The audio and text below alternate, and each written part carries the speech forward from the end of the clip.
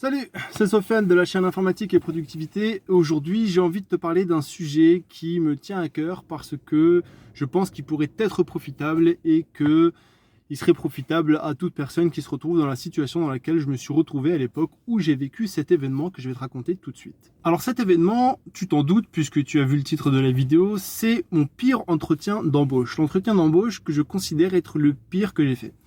Pourquoi? Parce qu'en fait, j'ai été mis dans une situation qui m'était très inconfortable et c'est quelque chose qui peut arriver à n'importe qui quand il arrive en fait dans une profession dont il n'est pas à l'origine, il n'est pas qualifié dedans, il n'a pas des diplômes dedans, il se retrouve dans une situation dans laquelle il se sent testé, il se sent remis en question et lui-même n'a pas la confiance en lui. On a ce qu'on appelle le syndrome de l'imposteur. Il n'a pas assez la confiance en lui pour pouvoir surmonter cette situation-là.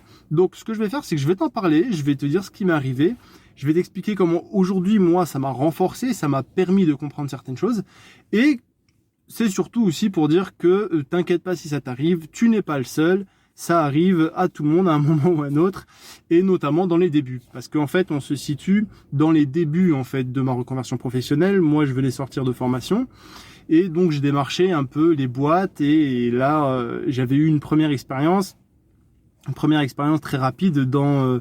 j'avais fait en fait un stage. Et suite à ce stage, j'étais resté dans une boîte et j'ai voulu changer de boîte.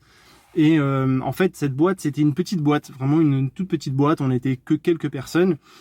J'ai fait, disons, un premier projet dans lequel je me suis éclaté. Hein, c'était du développement Android et de Android natif, donc en Java. Et en fait, c'était super intéressant. Mais le truc, c'est que j'étais vraiment pas confronté à d'autres personnes qui avaient un niveau, disons, très pointu dans tout ce qui va être les interfaces web, l'administration web, en fait j'étais avec un développeur C embarqué et pour pas rentrer trop dans les choses complexes, mais en gros j'étais avec quelqu'un qui pouvait pas trop me dire où est-ce que j'en étais moi au niveau de mes compétences.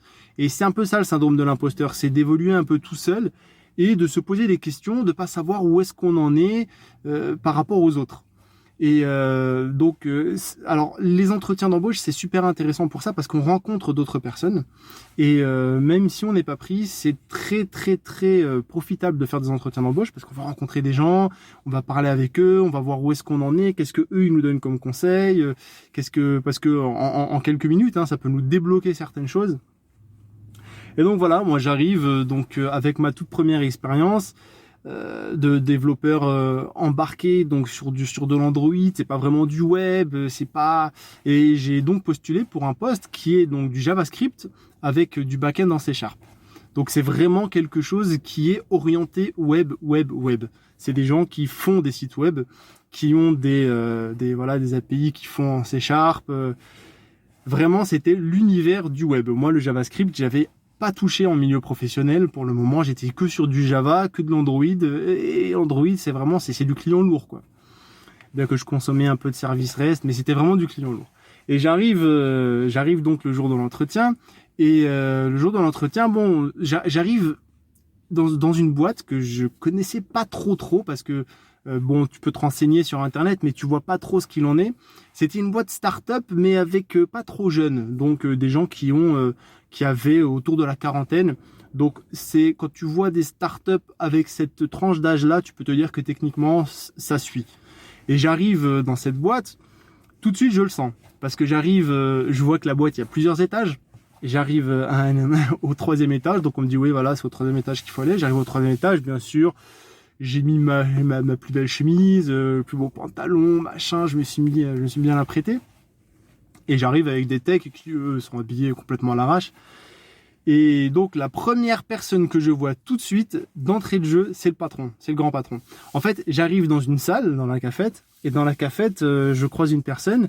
Cette personne, elle me dit « Ah, bonjour », je dis « Bonjour, vous êtes là pour ?» Je dis « Ouais, je suis là juste pour un entretien. » Elle m'a dit « Oui, il va vous recevoir. » Vous allez voir, il est super cool. Il a l'air un peu, mais il est super cool. Donc déjà, ça te met dans l'ambiance, tu vois. Bon, ok, donc je vais le voir et on commence à parler. Dans la première expérience dans laquelle j'étais Je crois, si je me trompe pas, j'étais autour des 28 000. J'étais payé 28 000, donc à l'année, ce qui fait à peu près du 1800 € par mois net. Et ça a son importance, c'est pour ça que je te le dis. Et j'arrive donc dans le bureau du grand patron qui commence à me parler et puis il me dit, il y a l'expert technique qui va arriver, plutôt le chef de projet qui va arriver et qui lui aussi techniquement était voilà. Et donc en fait ce qui se passe c'est qu'on commence à parler, lui il parle dessous tout de suite d'un ton très affirmé. Donc moi à l'époque j'arrive et j'étais pas du tout affirmé. Et il faut savoir, et c'est pour ça que quand j'accompagne des gens, je leur parle surtout, je leur dis quand vous êtes en reconversion, ce qui est super important, c'est la posture que vous avez, le langage que vous avez, les codes que vous avez. Il faut les acquérir parce qu'il y a des langages, des postures, des codes dans ce monde qui sont pas forts, qui sont contre-intuitifs. Donc j'arrive dans le bureau en tant qu'employé qui devrait être embauché et là il commence à me parler tout de suite. Ouais voilà, donc vous avez fait un test parce qu'il m'avait donné un test technique. Un test technique sur il m'avait dit tu prends la techno que tu veux, mais nous on fait de l'Angular et si tu le fais en Angular, en gros il m'avait fait comprendre que bon je l'avais fait en Angular, c'était aller consommer des web services sur l'API Spotify, donc j'allais chercher sur Spotify des auteurs, des titres, etc. Et donc je les mettais sur une page web dynamique. Et en fait, donc voilà, le test je l'avais fait en Angular en plus, je me souviens j'avais dormi tard et tout, c'est là où j'avais vraiment commencé à apprendre Angular.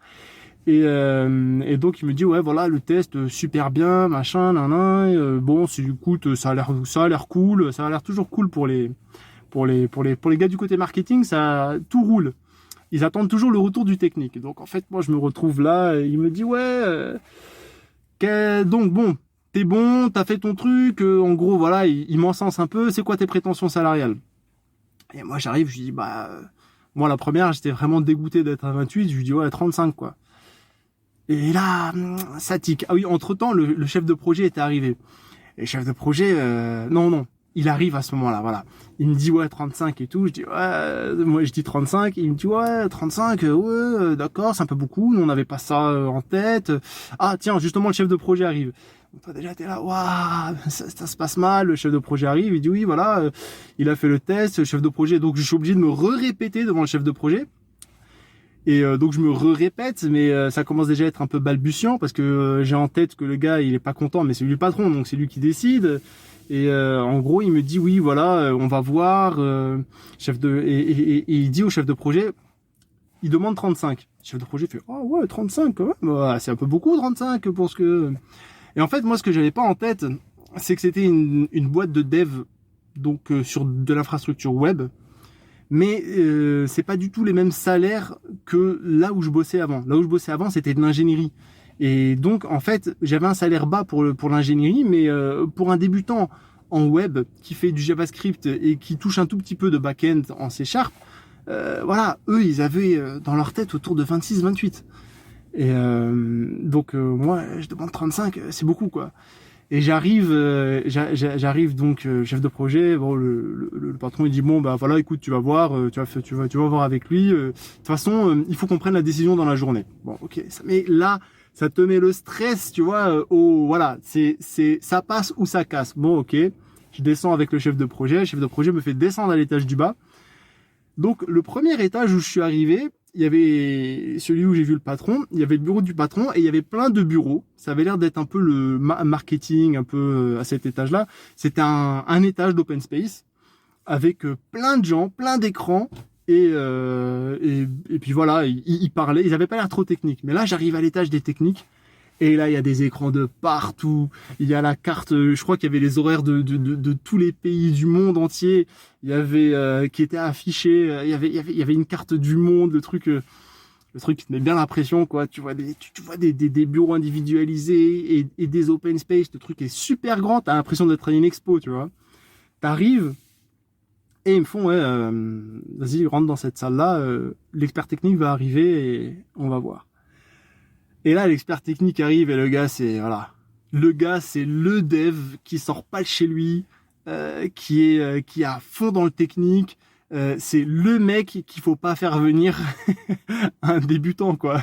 Parce que le gars, il arrive, il a qu'une seule chose en tête, c'est de montrer qu'il est plus fort que toi, tout simplement. Donc il arrive, Et donc il s'assoit, le chef de projet il dit bon bah, je vous laisse ensemble discuter, machin, là, et il part. Et là je reste que avec l'expert technique qui lui n'a que pour but de me jauger, de me juger. Et il me dit ouais voilà alors qu'est-ce qu'il en est machin, tes expériences et tout. Et moi j'avais fait quoi, j'avais des bouts de code sur une clé USB. Donc des bouts de code que j'avais utilisé pour dans mon ancien projet pour faire l'appli quoi. Et je lui dis ouais voilà ce que j'ai fait ci, j'ai fait du développement Android, j'ai touché un tout petit peu au web mais pas trop, c'était de l'AngularJS à l'époque et je retoucherai plus jamais à ce truc là. Et en fait il me dit, enfin faut jamais dire jamais, mais j'ai pas envie d'y retoucher en tout cas, ça dépend le salaire hein, mais et en fait, il me dit oui, est-ce que tu as un truc là à montrer rapidement? Je dis ouais, j'ai sur ma clé. Et là, le gars me fait une revue de code. Et il me dit ouais, pourquoi tu as écrit ça comme ci et pas comme ça? Je lui dis ouais, bah parce qu'en fait, je trouve ça un peu plus. Moi, j'aime bien ce qui est verbeux. Donc pourquoi t'as pas mis qu'une seule ligne, t'en as mis deux? Surtout voilà, je suis débutant et moi j'aime bien voilà faire les choses petit à petit, bien distinguer les attributions de variables, les choses comme ça, les unes après les autres. Et là, il commence à me faire une revue de code et il me met encore plus mal à l'aise. Alors déjà, moi, j'étais mal à l'aise avec le patron, puis avec le chef de projet qui allait dans le sens du patron, puis avec l'expert technique. Et là, il commence à me poser des questions. Il me dit, ouais, est-ce que tu connais des design patterns? Je dis, ouais, j'en connais. Je connaissais plus de noms à l'époque. Hein. Je connaissais je lui cite par exemple le pattern singleton. Qu'est-ce que j'ai pas fait comme erreur? Et là, il me dit, ok, vas-y, tiens, implémente-moi un pattern singleton. Et donc il me donne son ordi, et il y a le truc affiché sur double écran, sur un grand écran. Il me dit vas-y implémente.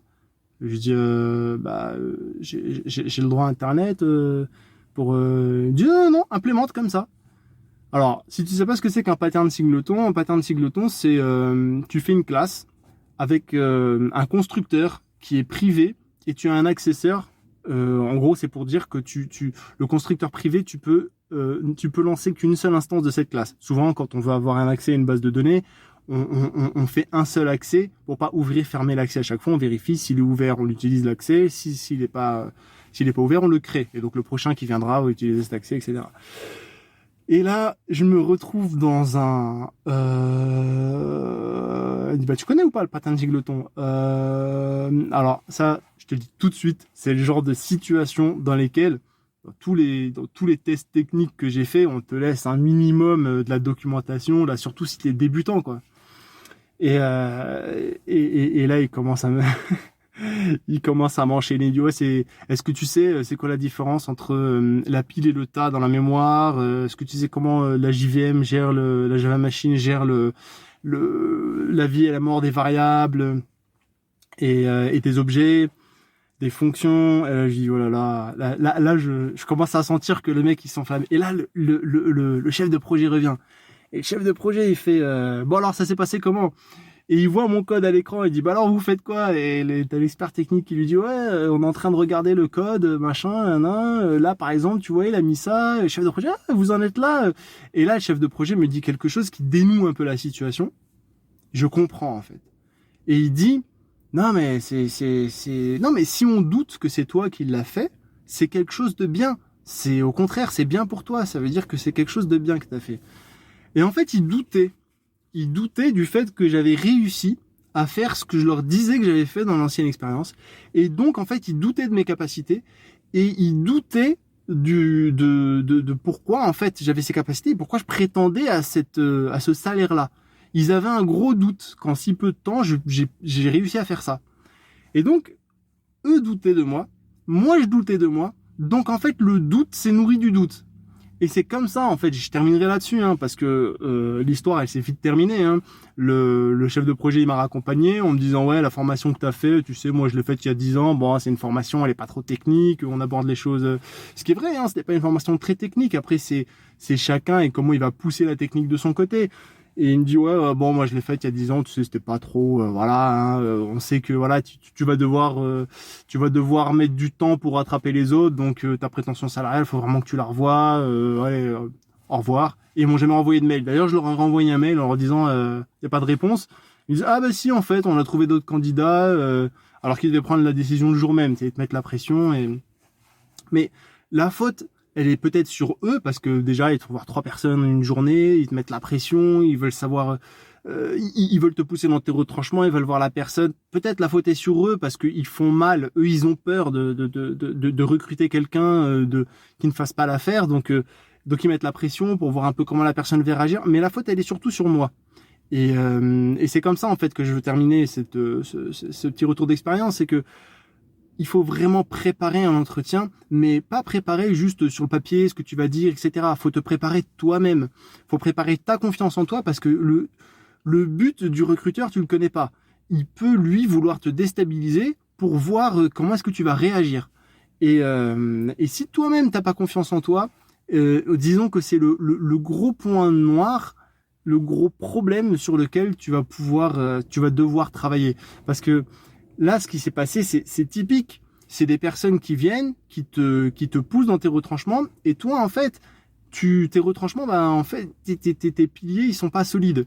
Donc, comment faire ça? La première des choses, c'est de parler avec des gens, d'aller sur de rencontrer des développeurs, d'aller à des meet-up, de rencontrer des gens, pour voir un peu où est-ce que tu en es, d'aller sur des forums, mais surtout, fais des entretiens d'embauche. Fais des entretiens d'embauche, même si tu dois pas être employé au final, même si c'est juste pour voir. Et de toute façon, tu sais jamais. Moi, il y a des fois des gens, ils me contactent 6 mois après qu'on ait eu un premier contact en me disant la boîte elle a besoin de recruter en ce moment, on a pensé à ta candidature, on s'est vu il y a quelques temps. Le temps d'une entreprise et le temps de ta personne, c'est pas les mêmes. Donc n'hésite pas à aller voir, à aller faire des connaissances, à aller te confronter, te mesurer à d'autres développeurs pour voir comment est-ce que tu peux progresser, où est-ce que tu en es, sur quel point tu dois travailler. Moi, je me souviens, quand je faisais mes entretiens, j'allais d'entretien en entretien comme en debug. Un premier entretien, et j'avais des problèmes, je prenais les problèmes qui n'avaient pas marché, je notais, j'allais faire mes recherches, j'allais dans un deuxième entretien, et en fait, petit à petit, ça va te permettre de quoi? Ça va te permettre d'avoir des choses sur lesquelles tu peux orienter même ton interlocuteur. Tu peux même orienter ton interlocuteur sur des choses que tu as envie. En fait, il faut que tu arrives à prendre le lead, toi, sur la conversation et ne pas juste la subir. Tu vois, par exemple, avec le recul, à ce moment-là, si je leur avais dit tout simplement, si j'avais réagi tout simplement, pas comme quelqu'un qui subit, mais comme quelqu'un qui leur dit, ben voilà, c'est bon, je l'ai fait. Si vous n'êtes pas d'accord, ouais, je prends mes affaires et voilà. En gros, leur faire sentir que, certes, vous avez besoin de moi et j'ai besoin de vous. En fait, c'est ça, c'est j'ai besoin de vous, mais vous avez aussi besoin de moi. Et ce vous avez aussi besoin de moi, il faut vraiment faut vraiment se le mettre dans le crâne. C'est que si un employeur, il fait appel à un candidat, c'est qu'il a besoin de ce candidat. Donc, à partir du moment où il a un besoin, même s'il est frileux un peu, il a peur de quel candidat choisir, à nous, donc à toi, à moi, à la personne qui est dans la posture de candidat, de le rassurer. Et aussi, c'est notre rôle à nous de d'abord être assuré de nous-mêmes pour que lui soit assuré. Si moi je suis pas rassuré sur mes compétences, sur ma place, là, c'est-à-dire que moi, au moment où cet entretien s'est passé, je me sentais vraiment pas à ma place. C'est vraiment l'expression, s'il y avait un trou, tu te serais mis dedans. En gros, c'est ça. Je suis pas trop à ma place. En fait, si tu acceptes d'être le fait que tu es à ta place, et que si t'es venu, moi j'avais fait un test technique quand même, j'avais rencontré des devs, j'avais fait un test technique, j'avais parlé avec eux, donc ils avaient reconnu un certain langage technique, ils avaient vu un test technique réussi, donc au bout d'un moment, il y a aussi une comment dire, on t'appelle pas pour rien, il y a toujours, surtout quand tu viens après des présélections, donc faut pas hésiter à avoir une posture. Et ça, c'est quelque chose que je retiendrai. Il faut pas hésiter à avoir une posture professionnelle et pas une posture de quémandeur. Je viens chercher du boulot, quoi. Donc voilà, c'était une expérience qui, moi, m'a beaucoup servi, qui a été compliquée, je dirais, sur le moment, mais qui aujourd'hui, avec du recul, me fait énormément sourire. En plus, heureusement que j'ai pas été pris dans cette boîte, parce que c'est le genre de boîte où tu commences à 7h, tu termines à 20h, laisse tomber. Et donc voilà, il y a des boîtes où on te pressurise, où on te met la pression et tu le sens d'entrée. Et bon, si tu sens tout de suite qu'on te met la pression, peut-être la boîte ne te convient pas, hein, et on n'est pas, voilà, c'est le plein emploi pour les développeurs, donc il y a pas besoin de se faire du mal outre mesure, je dirais. Donc voilà, mon retour d'expérience. Dis-moi si ça t'a plu, dis-moi si toi t'as eu des expériences similaires, des choses dans lesquelles, des situations dans lesquelles t'as été mis, t'as été mis en branle, voilà, t'étais pas à l'aise, t'étais pas stable sur tes pieds. Et si ce retour d'expérience, format de vidéo te plaît, n'hésite pas à me le mettre dans les commentaires, à liker la vidéo si elle t'a plu. Et si t'es pas abonné, n'oublie pas de t'abonner à la chaîne pour lui donner de la visibilité. Et je te dis à la prochaine vidéo. Ciao!